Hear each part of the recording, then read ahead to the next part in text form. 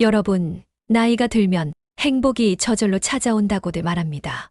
하지만 정말 그럴까요?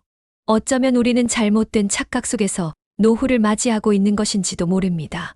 우리는 평생을 자녀를 위해서 희생하고 열심히 일해서 집을 장만하고 건강을 위해서 작은 것 하나까지도 신경 쓰며 살아왔습니다. 그런데 문득 은퇴라는 새로운 길목에 서게 되면 매일 이런 생각이 들곤 합니다. 나는 그동안 정신없이 앞만 보며 달려왔는데 나는 과연 잘 산 인생인가? 내가 평생 피땀 흘려번 돈, 자녀 뒷바라지하며 희생한 시간들, 그리고 건강을 지키기 위해 쏟아부었던 노력들이 과연 미래의 나를 지켜줄 수 있을까? 그리고 변화들이 찾아옵니다.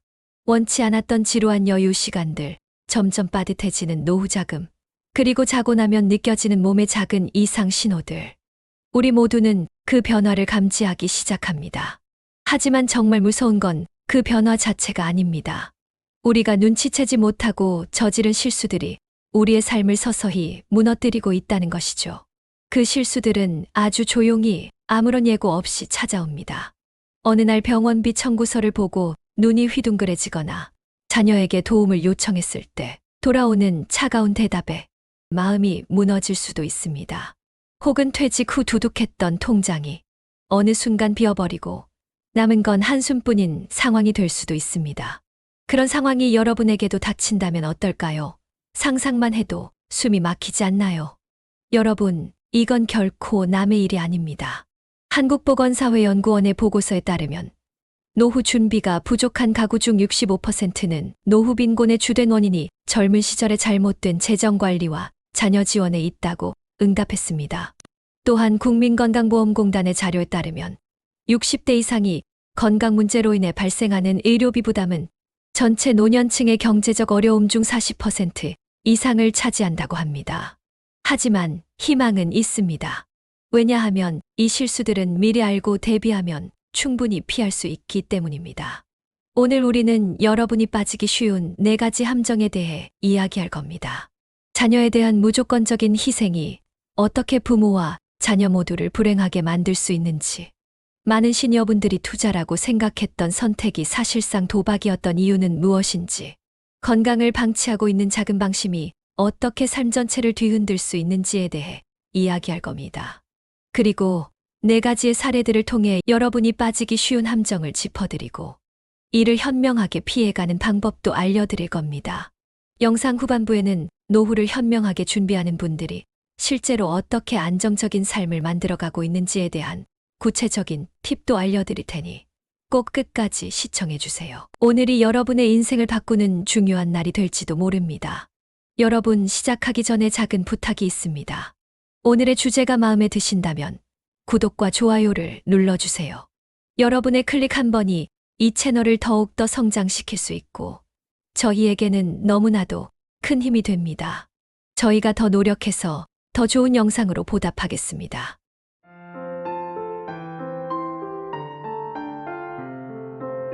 클릭해 주셔서 진심으로 감사드립니다. 그럼 첫 번째 사례부터 바로 시작해 보겠습니다. 첫 번째 실수, 자녀에게 모든 것을 내어주기. 서울 은평구에 사시는 박정희 씨는 자녀들을 위해 평생을 희생하며 살아왔습니다. 그녀의 2 아들이 대학에 진학할 때는 전세금을 빼서 등록금을 마련했고 결혼할 때는 퇴직금으로 신혼집 보증금을 대줬습니다. 나야 뭐 허리띠 졸라매면 되지만 애들한테는 기회를 주고 싶었어요. 우리 때는 못 배워서 힘들었잖아요. 애들만큼은 뭐든 해주고 싶었죠. 첫째 아들은 국내 대기업에 취직했고 둘째 아들은 굴지의 외국 기업에 취직하여 해외로 이민을 갔습니다. 정희 씨는 스스로 아이들을 잘 키웠다는 뿌듯함을 느꼈지만 문제는 시간이 흐르면서 시작됐습니다. 은퇴 후 생활비가 부족해지자 정희 씨는 큰아들에게 도움을 요청했습니다. 하지만 아들은 이렇게 말했습니다. 엄마, 저도 지금 사는 게 너무 힘들어요. 대출이 많아서 여유가 없어요. 결국 정희 씨는 남은 노후 자금을 조금씩 꺼내 쓰다가 금방 바닥이 났고 이후에는 매달 나오는 기초연금과 소일거리로 겨우 생계를 유지하게 되었습니다. 그동안 자식들 잘 되는 것만 바라봤는데 정작 내 노후는 생각하지 않았던 거죠. 내 스스로 책임져야 했던 건데. 정희 씨의 사례는 오늘날 많은 부모들이 겪는 현실적인 문제입니다. 통계청 자료에 따르면 60대 이상 부모의 약 75%가 자녀의 결혼이나 주택 마련을 위해 본인의 노후 자금을 사용한 경험이 있다고 합니다. 문제는 이러한 지원이 자녀의 독립을 돕는 것이 아니라 부모와 자녀 모두의 부담으로 돌아온다는 것입니다. 전문가들은 이렇게 경고합니다. 자녀를 무조건 돕는 것은 결국 부모와 자녀의 재정적 자립을 동시에 방해할 수 있습니다. 정희 씨의 경우도 자녀를 도와주는 것이 단기적으로는 좋은 선택처럼 보였지만 결국 그녀의 재정적 불안이 자녀들에게 또 다른 부담으로 돌아갔습니다. 그럼 어디에서부터 잘못된 것일까요? 정희 씨는 처음에는 등록금만 지원할 생각이었지만 결혼 자금, 주택 보증금까지 점점 더 많은 부분에 개입하게 되었습니다. 자녀들이 힘들어 할 때마다 도와주다 보니 어느 순간 그녀의 통장은 비어버리게 된 거죠. 정희 씨는 자녀들에게 필요한 모든 경제적 지원을 제공했지만 결과적으로 자녀들은 독립적으로 경제를 관리하는 법을 배우지 못했습니다. 전문가들은 부모가 모든 걸 해결해 줄 때 자녀의 경제적 독립심이 약화된다고 경고합니다. 부모가 자녀를 돕는 것은 필요하지만 과도한 희생은 자녀와 부모 모두에게 독이 될 수 있다고 합니다. 부모가 재정적으로 안정이 되어야 자녀도 심리적 안정을 느끼기 때문이지요. 그럼 자녀를 현명하게 지원하는 3가지 원칙을 알려드릴게요. 노후 자금을 먼저 확보하세요. 재정 전문가들은 자녀의 학비나 결혼 지원을 하기 전에 자신의 노후 자금이 충분히 확보되어 있는지 확인해야 한다고 조언합니다. 부모가 재정적으로 안정적일 때 자녀는 심리적 부담 없이 독립할 수 있습니다. 자녀의 경제적 독립을 장려하세요. 부모가 모든 재정적 문제를 해결해 주지 말고 자녀가 스스로 문제를 해결할 수 있는 능력을 키우는 것이 중요합니다. 예를 들어 대학 학자금 대출이나 월세 보조금은 부모와 자녀가 반반씩 부담하도록 합의하는 방법도 있습니다. 부모의 도움은 일시적 지원에 머물러야 합니다. 전문가들은 이렇게 말합니다. 부모가 자녀에게 도움을 줄 수는 있지만 지원은 분명한 선을 두고 한정적으로 제공해야 합니다. 자녀가 어려운 순간을 지나면 반드시 스스로 경제적 문제를 해결할 수 있는 방법을 가르쳐야 합니다. 부모가 무리하게 재정을 소진해 자녀를 지원하면 결국 부모와 자녀 모두 힘든 상황에 빠질 수 있습니다. 부모가 노후에 재정적으로 어려움을 겪게 되면 자녀는 그 부담을 떠안게 됩니다. 특히 부모가 자녀에게 지속적인 경제적 지원을 요청하는 경우 자녀도 자신의 재정 계획이 어그러질 수 있습니다. 반면 경기도 남양주에 사시는 김수자 씨는 자녀에 대한 지원을 철저히 계획했습니다. 자녀가 대학에 입학할 때 일부 학자금은 대출을 이용하게 했고 결혼할 때도 최소한의 지원만 해주었습니다. 아이들이 처음엔 힘들어했죠. 하지만 나중에 스스로 문제를 해결하는 법을 배우더라고요. 지금은 오히려 자식들이 저한테 용돈을 보내줘요. 현재 수자 씨는 자신의 노후 자금으로 여유로운 생활을 하고 있습니다. 그녀는 복지관에서 요가 수업을 듣고 여행을 다니며 손주들에게 선물을 사줄 수 있는 경제적 여유도 있습니다. 그렇다면 자녀를 진정으로 사랑하는 방법은 무엇일까요? 진정한 자녀 사랑은 그들을 위해 모든 것을 해주는 것이 아니라 스스로 설 수 있는 힘을 키워주는 것입니다. 부모가 자신의 삶을 행복하고 안정적으로 관리하면 자녀에게도 긍정적인 영향을 미칩니다. 여러분도 자녀를 위한 무조건적인 지원에 대해 다시 한번 생각해 보세요. 자녀에게 필요한 것은 부모의 재산이 아니라 자립심과 부모의 든든한 본보기일 수 있습니다. 이제 여러분도 자녀에게 모든 걸 내어주는 대신 현명하게 사랑하는 방법을 선택해 보세요. 2번째 실수, 퇴직금을 한 방에 투자하기. 서울 송파구의 한 아파트에 사시는 김영호 씨는 평생을 한 회사에서 성실하게 일하고 퇴직하면서 퇴직금 3억 원을 받았습니다. 퇴직 전까지만 해도 그는 이 돈만 있으면 이제 평생 편안하겠지 라고 생각했지만 막상 퇴직금이 손에 들어오자 마음이 복잡해졌습니다. 이 돈을 은행에 넣어두면 이자도 얼마 안 되고 물가가 오르면 실질적으로 손해라는 말이 자꾸 머리에 맴돌더라고요. 그러던 어느 날 영호 씨는 친구와 함께 저녁 식사를 하면서 마음을 정하게 됩니다. 친구는 강남 근처의 재개발 상가를 추천하며 이렇게 말했습니다. 야, 지금이 기회야. 강남은 무조건 오른다니까. 너도 알잖아. 지금 집값이 얼마나 빠르게 오르는지. 1, 2년만 기다리면 상가는 2배로 뛸 게 확실해. 영호 씨는 친구도 이미 투자해서 잘 됐으니까 나도 괜찮겠지라는 생각에 퇴직금을 그대로 그 상가에 투자했습니다. 친구의 말대로라면 안정적인 임대 수익과 함께 1년 안에 시세 차익을 기대할 수 있는 투자였습니다. 그런데 현실은 예상과 달랐습니다. 재개발은 예상보다 늦어졌고 상가는 공실로 남았습니다. 임차인을 구하려 했지만 근처 상권이 죽어 아무도 들어오려 하지 않았습니다.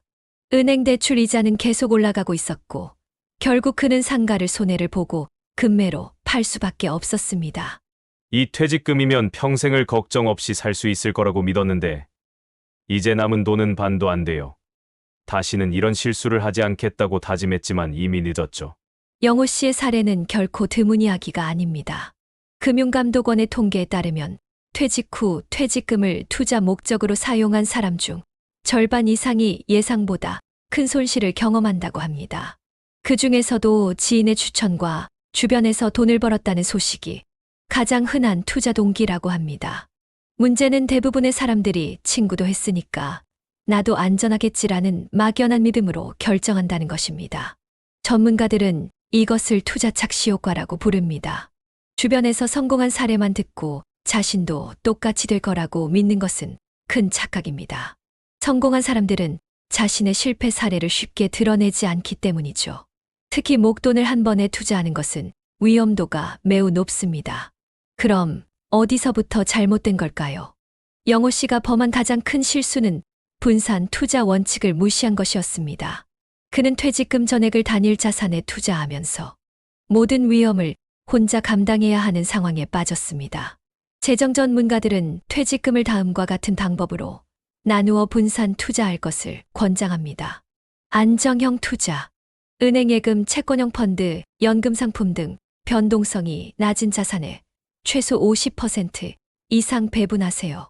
저위험 상품, 중위험, 중수익을 목표로 하는 부동산 펀드나 인덱스 펀드에 일부 자금을 배분하세요.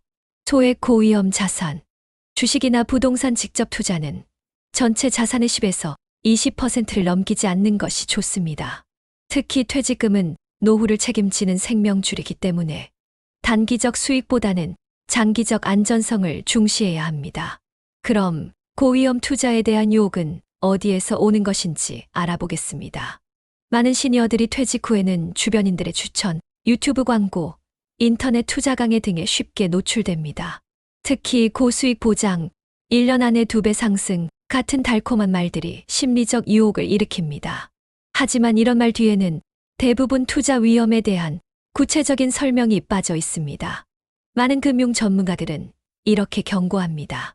절대 실패할 리 없다라는 투자 권유는 대부분 위험 신호입니다. 세상에 실패가 없는 투자는 없습니다. 특히 퇴직금처럼 소중한 자산은 최대한 보수적으로 운영해야 합니다. 영호 씨의 사례처럼 친구가 벌었다라는 말에 쉽게 흔들리는 심리도 문제입니다. 친구가 성공했다고 해서 똑같은 결과를 얻는 것은 아닙니다. 같은 투자라도 시장 상황과 투자 시기에 따라 결과는 달라질 수 있습니다. 영호 씨는 결국 상가를 처분하였고 남은 돈으로 전문가의 도움을 받아 새로이 포트폴리오를 구성했습니다. 그는 지금 안정적인 연금 상품과 소규모 창업으로 꾸준한 현금 흐름을 확보하고 있습니다. 한 번에 큰 실패를 했지만 그 경험 덕분에 이제는 조심하게 됐어요. 돈은 무조건 불리는 것보다 지키는 게 더 중요하다는 걸 깨달았습니다. 여러분도 퇴직금이라는 소중한 자산을 한 번의 선택으로 날리는 실수를 범하지 마세요. 노후 자금은 안전하게 그리고 신중하게 관리해야 합니다. 세 번째 실수, 괜찮겠지 라는 방심이 부른 건강 파산. 건강을 잃으면 모든 것이 무너집니다. 부산 진구에 사시는 박순자 씨는 40대에 고혈압 진단을 받았지만 설마 나한테 큰일이 나겠어 라는 생각으로 병원 방문을 계속 미뤘습니다. 약을 타러 가는 것도 귀찮았고 바쁜 일상을 핑계로 운동은커녕 정기검진도 받지 않았죠. 몸이 좀 피곤해도 다들 그렇게 살잖아. 괜찮겠지. 라는 생각으로 일상을 지내고 있었습니다.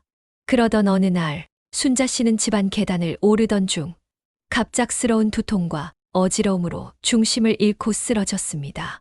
가족들이 그녀를 급히 병원으로 옮겼고 그곳에서 그녀는 뇌졸중 초기 증상이라는 충격적인 진단을 받았습니다.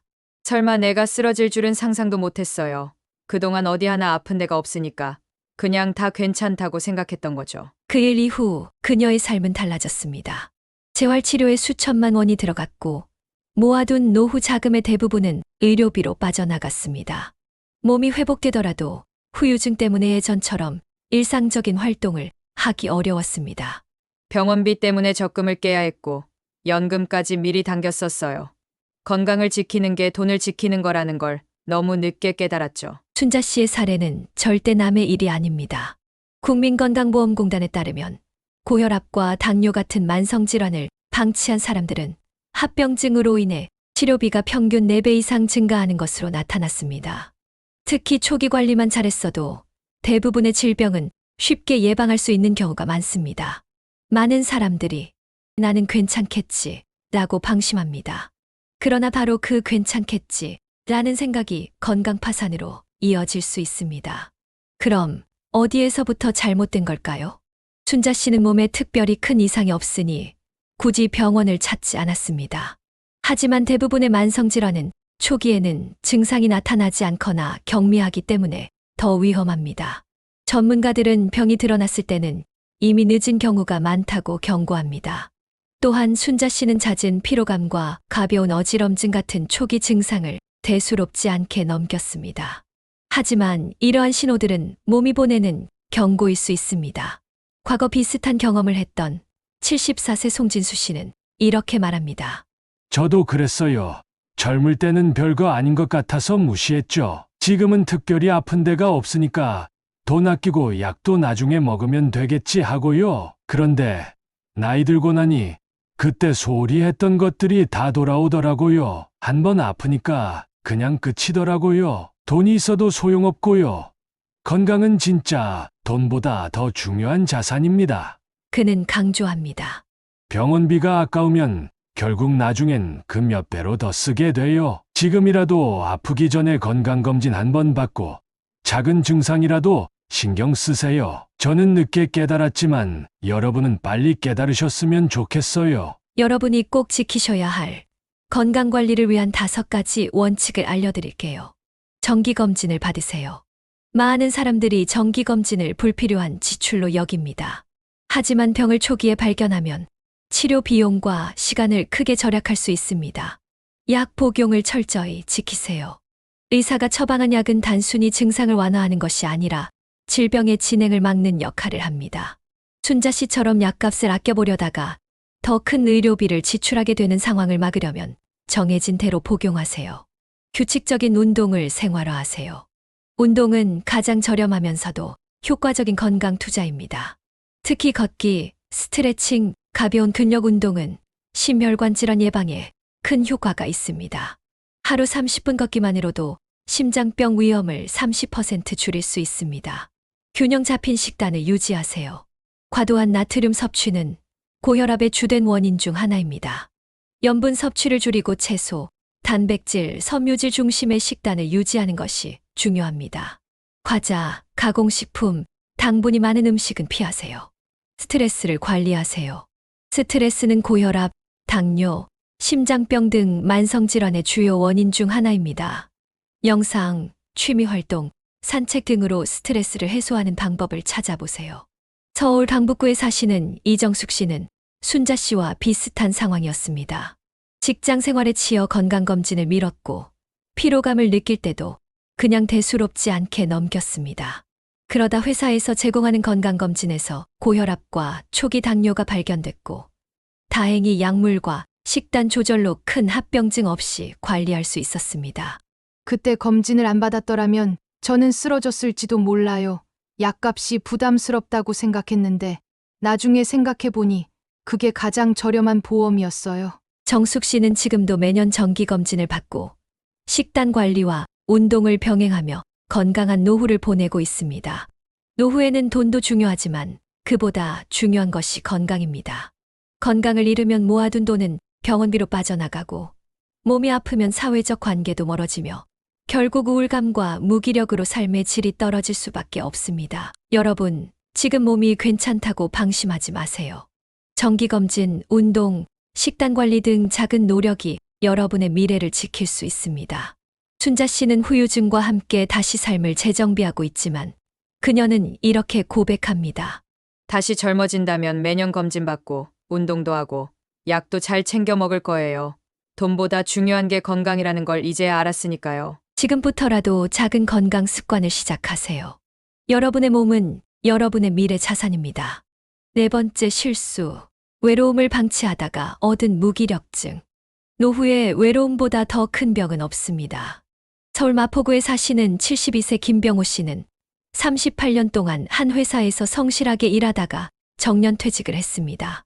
퇴직하면 쉬엄쉬엄 놀고 밀린 드라마나 다 보면서 편히 살아야지 라고 생각했죠. 처음 몇 개월은 정말 행복했습니다. 아침에 눈 뜨면 늦잠을 자고 느긋하게 뉴스를 보며 하루를 보냈습니다.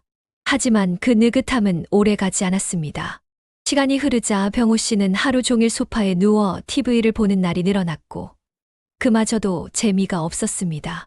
친구들에게 전화를 걸어볼까 하다가도 다들 바쁠 텐데 라는 생각이 들었고 몇 번 거절당한 이후로는 연락하는 것조차 두려워졌습니다. 어느 날 병호 씨는 거울에 비친 자신의 모습을 보고 깜짝 놀랐습니다. 살이 부쩍 빠지고 눈빛이 까맣게 변해 있더라고요. 웃음도 없어지고 그냥 내가 뭔가 쓸모없는 사람이 된 것 같았어요. 그날부터 그는 점점 더 고립됐고 무기력증은 심해졌습니다. 식사도 대충 때우고 밤새 TV를 보다가 낮에는 잠을 자는 생활이 반복되었습니다. 혼자 있다는 게 너무 힘들었어요. 어디 나가기도 싫고 사람들을 만나는 게 부담스러웠죠. 이렇게 살다가 죽으면 아무도 모를 것 같다는 생각마저 들었어요.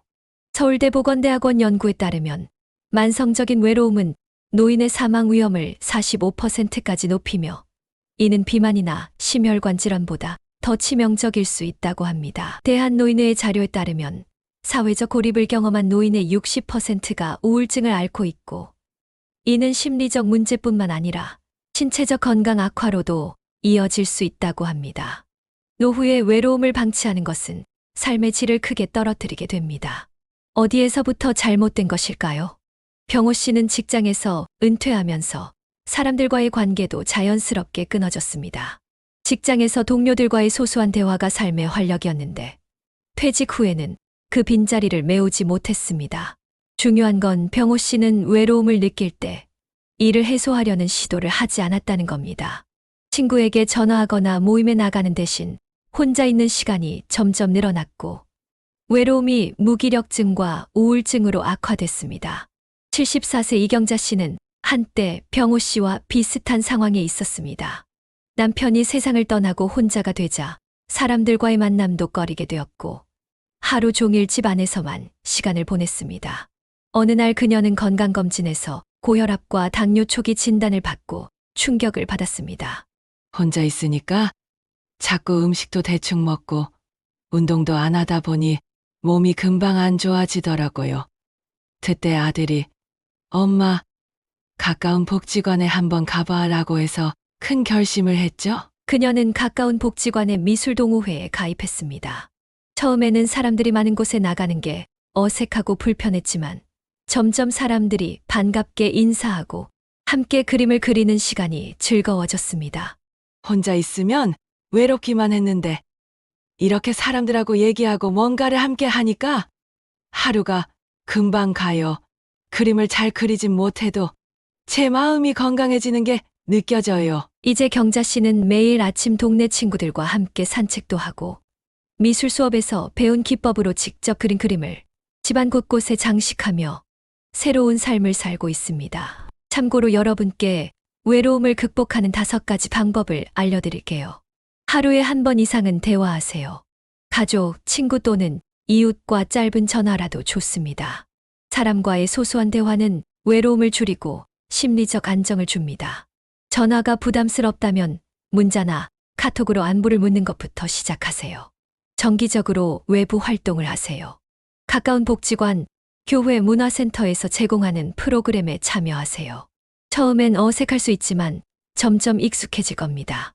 처음부터 큰 모임이 부담스럽다면 작은 동아리나 취미 모임부터 시작해보세요. 하루 30분의 가벼운 산책을 해보세요. 운동은 신체 건강뿐 아니라 정신 건강에도 큰 도움이 됩니다. 동네를 걷다 보면 자연스럽게 이웃들과 인사하며 관계가 형성될 수 있습니다. 취미를 가져보세요. 미술, 음악, 요리 등 소소한 취미는 삶의 활력을 되찾는데 큰 도움이 됩니다. 특히 혼자서도 즐길 수 있는 취미는 외로움을 해소하는 데 효과적입니다. 봉사활동에 참여하세요. 다른 사람을 돕는 경험은 큰 보람과 함께 외로움을 해소할 수 있습니다. 봉사활동을 통해 다양한 사람들과 교류하며 삶의 의미를 찾을 수 있습니다. 병호 씨는 결국 가까운 복지관에서 진행하는 탁구 동호회에 가입했습니다. 처음에는 낯설고 어색했지만 동호회에서 친절하게 대해주는 사람들 덕분에 금방 적응할 수 있었습니다. 지금은 주 3회 모임에 나가면서 건강도 회복되고 사람들과의 대화도 즐기게 되었습니다. 외로움은 그냥 시간이 지나면 사라지는 게 아니더라고요. 내가 먼저 움직여야 해요. 사람들하고 어울리니까 몸도 마음도 다시 살아나는 기분이에요. 노후에 외로움보다 큰 병은 없습니다. 하지만 외로움은 우리가 작은 첫걸음만 내디디면 얼마든지 극복할 수 있습니다. 지금 여러분이 누군가에게 먼저 다가가는 그 순간, 여러분의 삶은 다시 활기를 되찾을 것입니다. 여러분은 혼자가 아닙니다. 세상은 여전히 여러분을 기다리고 있습니다. 지금 한 발짝만 내디뎌 보세요. 여러분, 우리들 모두가 크고 작은 실수를 하며 살아갑니다. 그 실수가 때로는 후회로 남아 마음을 무겁게 만들기도 합니다. 하지만 여러분, 그 실수들은 결코 여러분의 인생을 결정짓지 않습니다. 오히려 지금부터 여러분이 무엇을 선택하느냐가 진짜 중요한 순간입니다. 과거의 실수는 여러분이 더 지혜로운 사람이 되기 위한 경험일 뿐입니다. 자녀에게 모든 것을 내어주고 후회했다면 이제부터는 나 자신을 사랑하세요. 무리한 투자 대신 안정적이고 지혜로운 선택을 하세요. 건강을 방치하지 말고 몸을 돌보세요. 외로움 속에 갇히지 말고 세상과 소통하세요. 지금부터 여러분의 청춘 제2막이 시작됩니다. 그동안 가족을 위해, 직장을 위해, 자녀를 위해 달려오셨다면 이제는 여러분 자신을 위해 살아가야 할 때입니다. 이제는 여러분이 하고 싶었던 것들, 누리고 싶었던 것들을 하나씩 이루어가는 시간이 되어야 합니다. 그 누구보다 강한 여러분은 더 풍요롭고 행복한 삶을 만들어갈 수 있습니다. 여러분의 미래는 아직도 무한한 가능성으로 가득 차 있습니다. 여러분은 충분히 할 수 있습니다. 그리고 여러분은 이미 그럴 자격이 충분히 있습니다. 매일 아침에 일어나서 나는 할 수 있다. 라고 3번 크게 외치세요. 말에는 힘이 있어서 그대로 이루어진답니다. 오늘 청춘 플러스의 이야기는 여기까지입니다. 영상이 도움이 되셨다면 좋아요와 구독 부탁드리고 이 이야기를 주변에 공유해 주세요. 그럼 다음 영상에서 여러분의 삶에 꼭 필요한 보물 같은 지혜를 담아 돌아오겠습니다. 감사합니다.